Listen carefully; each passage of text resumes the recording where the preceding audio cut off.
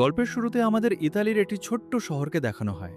সেখানে কিছু সরকারি কর্মকর্তা সবাইকে টিভি ও রেডিও চালু রাখতে বলছিল, কারণ দেশের নেতা একটি গুরুত্বপূর্ণ ঘোষণা দিতে যাচ্ছিলেন। এখান থেকে সিন শিফট হয় ন্যাটো নামের একটি ছেলের দিকে। সেদিন সে তার বাবার সঙ্গে একটি নতুন সাইকেল কিনতে এসেছিল। সাইকেল কেনা শেষ হলে সে সেটি তার বন্ধুদের দেখানোর জন্য শহরের দিকে রওনা দেয়। পথে যেতে যেতে ন্যাটো দেখতে পায় শহরের প্রায় সবাই দেশের নেতার ঘোষণা শুনছে। সেখান থেকে জানা যায় যে ইতালি ও ফ্রান্সের মধ্যে যুদ্ধ শুরু হয়ে গেছে। যাই হোক, ন্যাটো তার বন্ধুদের কাছে পৌঁছে নতুন সাইকেলটি দেখায়। নতুন সাইকেল দেখে সবাই বেশ খুশি হয়, কিন্তু ঠিক তখনই তাদের একজন বন্ধু বলে ওঠে, সবাই বসে পড়, সে আসছে।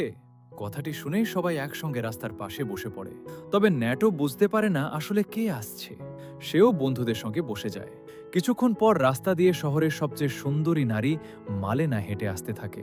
তাকে দেখা মাত্র ছেলেগুলোর চোখ যেন তার দিকেই আটকে যায়। আর ন্যাটো তো তাকে দেখেই অন্য এক জগতে হারিয়ে যায়। বলা যায়, প্রথম দেখাতেই সে মালেনার প্রেমে পড়ে যায়। শুধু ন্যাটো নয়, তার বন্ধুরাও মালেনার ভীষণ ভক্ত ছিল। তাই মালেনা যেদিকেই যেত তারা সবাই তার পিছু নিত। এমনকি মালেনা চোখের আড়াল হয়ে যাওয়ার পরও তারা অনেকক্ষণ তার দিকেই তাকিয়ে থাকত। এরপরের সিনে আমাদের মালেনার বাবাকে দেখানো হয়। তিনি একজন শিক্ষক ছিলেন, তবে তার কানে একটু কম শোনা যেত। ন্যাটো ও তার বন্ধুরাই ছিল তার ছাত্র, আর তারা প্রায়ই ক্লাসে বসে মালেনাকে নিয়ে নানা ধরনের কথা বলতো। এদিকে সেই ঘটনার পর থেকে ন্যাটোর মাথায় যেন শুধু মালেনাই ঘুরপাক খেতে থাকে। সে মালেনার এক ঝলক দেখার জন্য সব সময় সুযোগ খুঁজত এবং প্রায় সব জায়গাতেই তার পিছু পিছু ঘুরে বেড়াত। এমনই একদিন স্কুল ছুটির পর ন্যাটো মালেনার বাড়ির দিকে চলে যায়, শুধুমাত্র তাকে একবার দেখার আশায়। মনে হচ্ছিল সেদিন যেন ন্যাটোর ভাগ্য তার পক্ষেই ছিল। হঠাৎ মালেনা তার বাড়ির দরজা খুলে বাইরে আসে এবং ন্যাটোকে নিজের কাছে ডেকে বলে, আমার জন্য এক প্যাকেট সিগারেট এনে দিতে পারবে? মালেনাকে এত কাছ থেকে দেখে ন্যাটোর বুকের ধুকপুকানি যেন আরো বেড়ে যায়। তার মনে হচ্ছিল সে যেন স্বপ্নের জগতে চলে এসেছে। কিন্তু ঠিক তখনই হঠাৎ সবকিছু ভেঙে যায়, কারণ এটি বাস্তব ছিল না, বরং ন্যাটো খোলা চোখে দিবা স্বপ্ন দেখছিল। এরপরের সিনে দেখা যায় ন্যাটো তার বন্ধুদের সঙ্গে বসে আছে।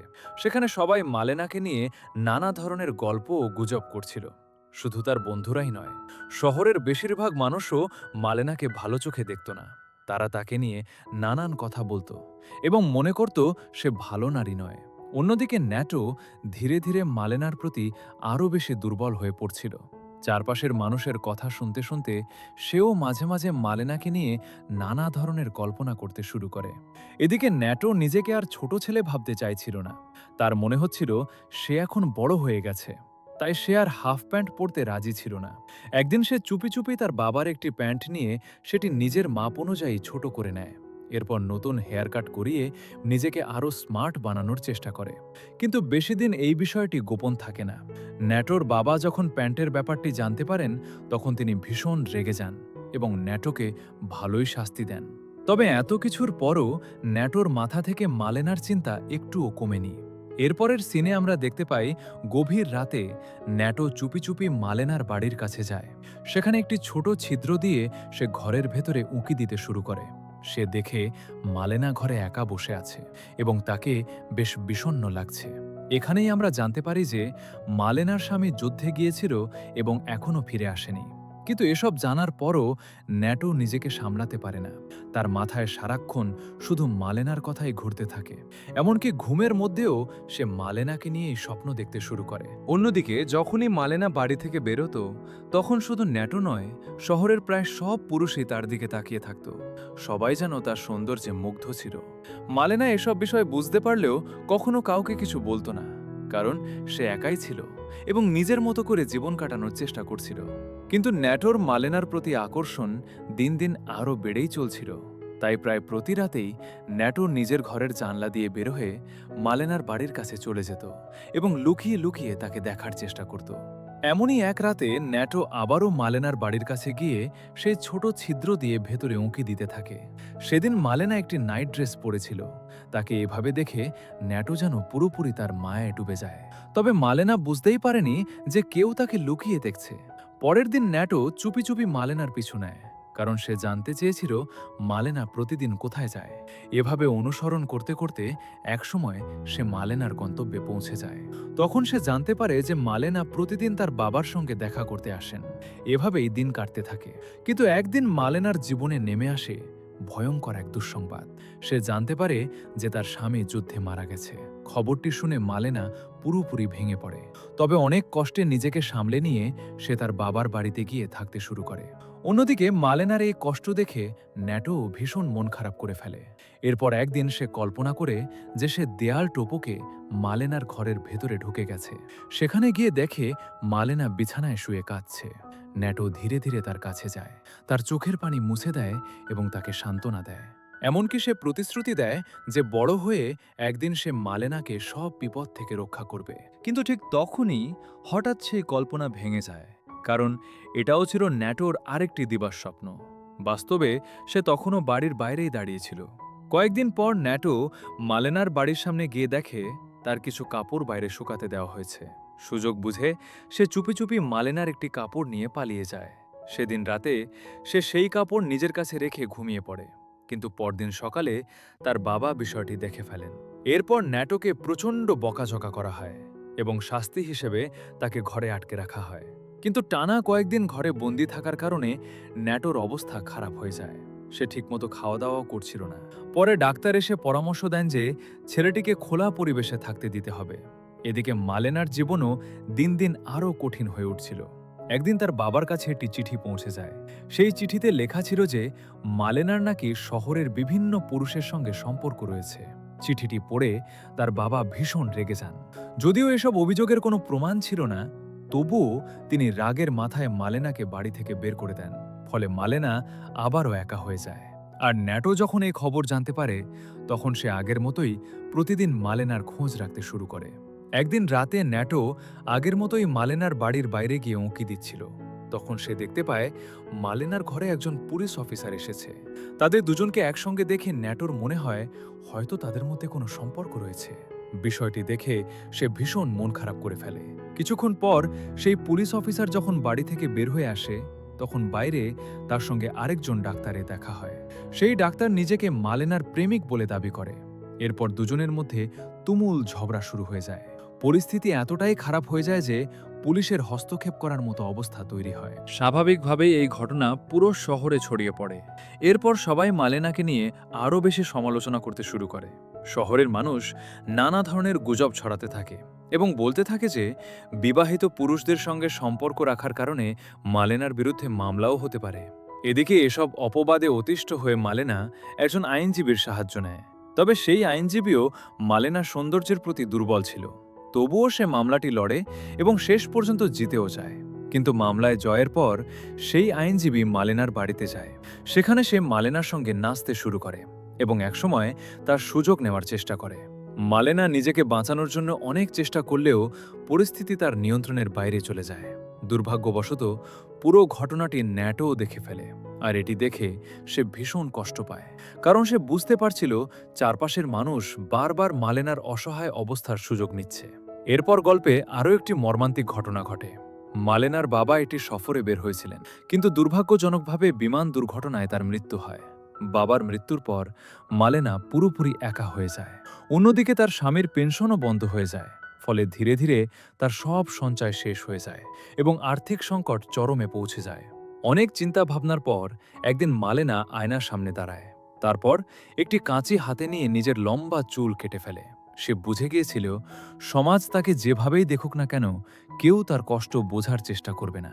পরদিন সকালে মালেনা সম্পূর্ণ নতুন এক রূপে শহরের রাস্তায় বের হয়। তাকে দেখে পুরো শহর যেন হতবাক হয়ে যায়। একদিকে শহরের পুরুষরা তার দিকে মুগ্ধ হয়ে তাকিয়ে থাকে, অন্যদিকে অনেক নারী তাকে দেখে ঈর্ষান্বিত হয়ে পড়ে। এরপর মালেনা একদল পুরুষের মাঝে গিয়ে বসে, আর যখন সে সিগারেট বের করে তখন প্রায় সবাই একসঙ্গে তার সামনে লাইটার ধরিয়ে দেয়। এখানে মালেনা উপলব্ধি করে যখন সে সম্মানের সঙ্গে জীবন কাটানোর চেষ্টা করছিল, তখন কেউ তার পাশে দাঁড়ায়নি। কিন্তু এখন মানুষ তাকে সম্পূর্ণ ভিন্ন চোখে দেখছে এবং তার চারপাশে ভিড় জমাচ্ছে। কিন্তু ন্যাটোর কাছে বিষয়টি একদমই ভালো লাগছিল না। সে প্রতিদিন দেখতে পেত বিভিন্ন পুরুষ মালেনার কাছে খাবার বা উপহার নিয়ে আসছে, এবং বিনিময়ে তার অসহায় অবস্থার সুযোগ নেওয়ার চেষ্টা করছে। অন্যদিকে শহরের বেশিরভাগ নারী মালেনাকে প্রচণ্ড ঘৃণা করত, কারণ তাদের স্বামীরা প্রায়ই মালেনার আশেপাশে ঘোরাঘুরি করত, আর এর জন্য তারা মালেনাকেই দায়ী করত।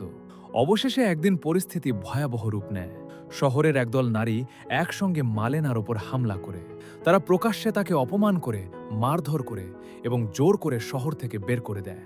সবচেয়ে দুঃখের বিষয় হলো, সেদিন ন্যাটো কিংবা শহরের কোনো পুরুষই মালেনাকে রক্ষা করার সাহস দেখাতে পারেনি। সবাই শুধু দাঁড়িয়ে দাঁড়িয়ে এই অন্যায় দেখেছিল। এরপর মালেনা বাধ্য হয়ে সেই শহর ছেড়ে চলে যায়। কিন্তু ঠিক এখানেই গল্পে আসে সবচেয়ে বড় টুইস্ট। যুদ্ধ শেষ হওয়ার কিছুদিন পর একদিন শহরে একজন লোক ফিরে আসে, আর এই মানুষটি ছিল মালেনার স্বামী। হ্যাঁ, যাকে সবাই মৃত ভেবেছিল, সে আসলে মারা যায়নি। যুদ্ধের সময় সে নিখোঁজ হয়ে গিয়েছিল। দীর্ঘদিন তার কোনো খোঁজ না পাওয়ায় সেনাবাহিনী তাকে মৃত ঘোষণা করেছিল। তবে যুদ্ধ তাকে অনেক কিছু কেড়ে নিয়েছিল। যুদ্ধে সে তার একটি হাত হারিয়ে ফেলেছিল এবং আগের মতো স্বাভাবিক জীবনেও ফিরতে পারছিল না। শহরে ফিরে এসে সে প্রথমেই নিজের বাড়িতে যায়, কিন্তু সেখানে গিয়ে দেখে তার বাড়িটি এখন শরণার্থী শিবিরে পরিণত হয়েছে। এরপর সে মালেনার খোঁজ করতে শুরু করে, কিন্তু কোথাও তার কোনো সন্ধান পায় না। অবশেষে সে শহরের মানুষের কাছে মালেনার ব্যাপারে জানতে চায়। তখন অনেকেই তাকে বলে যে তার স্ত্রী নাকি খারাপ পথে চলে গিয়েছিল এবং বহু আগে শহর ছেড়ে চলে গেছে। এসব কথা শুনে মালেনার স্বামী ভীষণ কষ্ট পায়। তারপর সে নিজের পুরনো বন্ধুদের কাছ থেকে সত্য জানার চেষ্টা করে, কিন্তু সেখানেও সে কোনো সহানুভূতি পায় না। বরং তার বন্ধুরা তাকে নিয়ে হাসাহাসি করে, অপমান করে এবং এক পর্যায়ে তাকে মারধরও করে। ফলে সে মাটিতে পড়ে যায়। এদিকে পুরো ঘটনাটি ন্যাটো দূর থেকে দেখছিল। তখন ন্যাটোর মনে হয় এবার সত্যিটা জানানো দরকার, কারণ সে জানত মালেনা আসলে খারাপ মানুষ ছিল না, বরং সমাজের নিষ্ঠুর আচরণই তাকে সেই অবস্থায় যেতে বাধ্য করেছিল। তাই ন্যাটো একটি চিঠি লিখে মালেনার স্বামীর কাছে পাঠায়। সেই চিঠিতে সে মালেনার জীবনের পুরো সত্য ঘটনাগুলো খুলে বলে। সে লিখে যে শহরের মানুষ বছরের পর বছর মালেনাকে নিয়ে মিথ্যা গুজব ছড়িয়েছে। সবাই তাকে বিচার করেছে, কিন্তু কেউ তার কষ্ট বোঝার চেষ্টা করেনি। ন্যাটো আরও লিখে যে কিভাবে মালেনাকে অপমান করা হয়েছিল, কিভাবে তার উপর নির্যাতন চালানো হয়েছিল এবং শেষ পর্যন্ত কিভাবে তাকে শহর থেকে তাড়িয়ে দেওয়া হয়েছিল।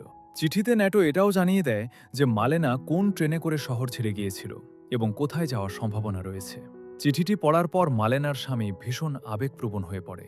একই সঙ্গে তার প্রচণ্ড রাগও হয়, কারণ যে মানুষগুলোর নিরাপত্তার জন্য সে যুদ্ধে জীবন বাজি রেখেছিল, তারাই তার অনুপস্থিতিতে তার স্ত্রীর জীবন নরকে পরিণত করেছিল। তাই আর এক মুহূর্ত দেরি না করে সে মালেনাকে খুঁজে বের করার উদ্দেশ্যে শহর ছেড়ে রওনা দেয়। এরপর কিছুটা সময় কেটে যায়। ধীরে ধীরে শহরের পরিস্থিতিও স্বাভাবিক হতে শুরু করে। মানুষ আবার নিজেদের দৈনন্দিন জীবন নিয়ে ব্যস্ত হয়ে পড়ে। এমনই একদিন শহরের রাস্তাঘাটে স্বাভাবিক কোলাহল চলছিল। ঠিক তখনই হঠাৎ সবার নজর একটি দম্পতির দিকে গিয়ে থামে। আর অবাক করার বিষয় হলো, তারা আর কেউ নয়, মালেনা এবং তার স্বামী। অবশেষে মালেনার স্বামী তাকে খুঁজে বের করতে সক্ষম হয়েছিল এবং তাকে নিয়ে আবার নিজের শহরে ফিরে এসেছে। এবার শহরের মানুষ তাদের দিকে সম্পূর্ণ ভিন্ন দৃষ্টিতে তাকাচ্ছিল। যারা একসময় মালেনাকে নিয়ে নোংরা কথা বলতো, তারাই এখন তাকে সম্মানের চোখে দেখতে শুরু করে, কারণ এখন মালেনার পাশে তার স্বামী ছিল। আর সমাজের মানুষও হঠাৎ করেই তাকে গ্রহণ করে নেয়। এরপরের এক সকালে মালেনাকে বাজারে দেখা যায়। সেখানে সেই নারীরাও উপস্থিত ছিল যারা একসময় তাকে অপমান করেছিল এবং মারধর করে শহর থেকে বের করে দিয়েছিল। কিন্তু এবার তাদের আচরণ সম্পূর্ণ বদলে গিয়েছিল। তারা মালেনাকে দেখে হাসি মুখে গুড মর্নিং বলে শুভেচ্ছা জানায়। আর মালেনাও অতীতের সব তিক্ততা ভুলে শান্তভাবে তাদের শুভেচ্ছার জবাব দেয়। এরপর মালেনা বাজার থেকে বাড়ির দিকে ফিরছিল। হঠাৎ তার ব্যাগ থেকে কিছু জিনিসপত্র নিচে পড়ে যায়। ঠিক তখনই ন্যাটো এগিয়ে এসে তাকে সাহায্য করে। সে নিচে পড়ে থাকা সব জিনিস কুড়িয়ে মালেনার হাতে তুলে দেয়। এরপর মালেনা যখন চলে যেতে উদ্যত হয়, তখন ন্যাটো তাকে উদ্দেশ্য করে বলে, গুড লাক মালেনা। মালেনা কয়েক মুহূর্তের জন্য থেমে যায়। তারপর পেছন ফিরে ন্যাটোর দিকে তাকায়। তার মুখে ছিল একটি মৃদু হাসি।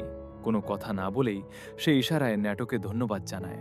এই ছোট্ট মুহূর্তটিই ছিল ন্যাটোর জন্য সবচেয়ে বিশেষ স্মৃতি, কারণ এতদিন ধরে দূর থেকে যাকে ভালোবেসেছিল, শেষবারের মতো সে তার কাছ থেকে কৃতজ্ঞতার একটি হাসি পেয়েছিল। এভাবেই শেষ হয়ে যায় মালেনার গল্প। গল্পটি আমাদের দেখায় মানুষ কত সহজেই কারো সম্পর্কে না জেনে বিচার করে ফেলে। সমাজের গুজব, হিংসা এবং ভুল ধারণা একজন নির্দোষ মানুষের জীবন কতটা কঠিন করে তুলতে পারে, সেটাই এই গল্পের মূল শিক্ষা। আর সেই সঙ্গে এটি আমাদের শেখায় সত্য কখনো না কখনো সবার সামনে আসবেই। তো আপনাদের কাছে মুভিটির গল্প কেমন লেগেছে তা অবশ্যই কমেন্ট করে জানাবেন। ভিডিওটি ভালো লাগলে একটি লাইক দিতে ভুলবেন না। বন্ধুদের সঙ্গে শেয়ার করুন এবং এমন আরও দারুণ মুভি এক্সপ্লেইনড ভিডিও দেখতে চ্যানেলটি সাবস্ক্রাইব করে বেল আইকনটি অন করে রাখুন। আজকের ভিডিও এখানেই শেষ। সবাই ভালো থাকবেন। ধন্যবাদ।